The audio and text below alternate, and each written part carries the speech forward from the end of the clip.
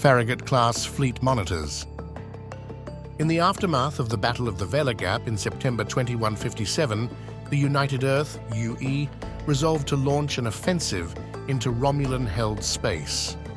However, the United Earth Stellar Navy, UESN, had never undertaken an invasion of such magnitude in its 80-year history. To spearhead the attack on enemy worlds, a number of new ships were needed. The Farragut-class fleet monitors, FMM-1, were designed as a platform to mount heavy fire support for bombardment of ground-based targets from high planetary orbit. Like many other heavy warships, Farragut was based on the reliable Bison design. The ventral forehull was modified to accommodate a drop bay for Grand Slam orbit-to-ground attack missiles. Unlike ship-to-ship missiles where speed and maneuverability were key, ground attack missiles were slow but optimized for descent through a planetary atmosphere. These missiles were especially designed to take out hardened surface and subsurface installations to soften resistance prior to landing. Farragut also carried an ultra-loose orbit-to-ground pulse laser mounted in a ball turret for intercepting missiles launched from the planetary surface. Finally, because it would always be escorted by Crochet or Tannhäuser-class cruisers, Farragut carried only a small complement of defensive missiles for space combat. However, no Farragut-class ships ever saw action in their intended roles. The projected troop landings on Romulan-held worlds never took place. The Romulans fought so ferociously to defend their planetary holdings that a direct orbital assault was usually impossible. Instead, most task forces had to resort to standoff bombardment of a Romulan planet, a much more destructive and time-consuming operation.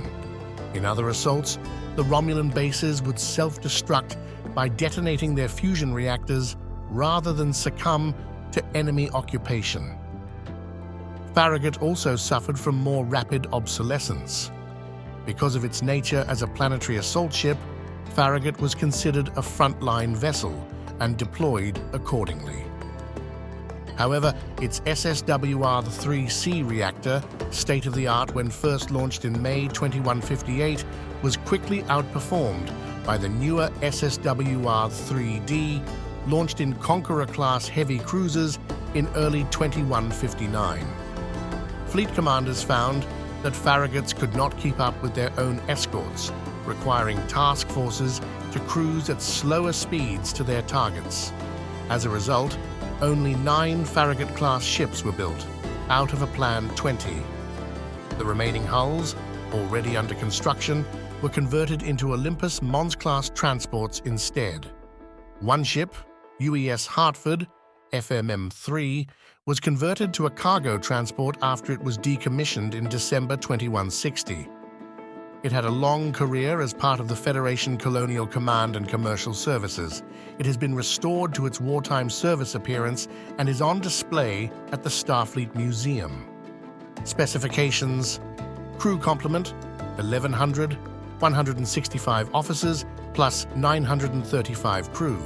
Weapons: 2 missile launchers with 16 Viper area defense missiles, 1 drop bay with 60 Grand Slam surface attack missiles, 1 Type BA heavy laser cannon, ball turret. Embarked craft: 10 cargo personnel shuttlecraft. Warp drive: SSUR-3C spherical cavity MAM reactor with 2 Jaguar III nacelles. Velocity: WF 2.8 cruise, WF 3.2 super cruise, WF 3.3 maximum. Units commissioned: 9, 20 planned.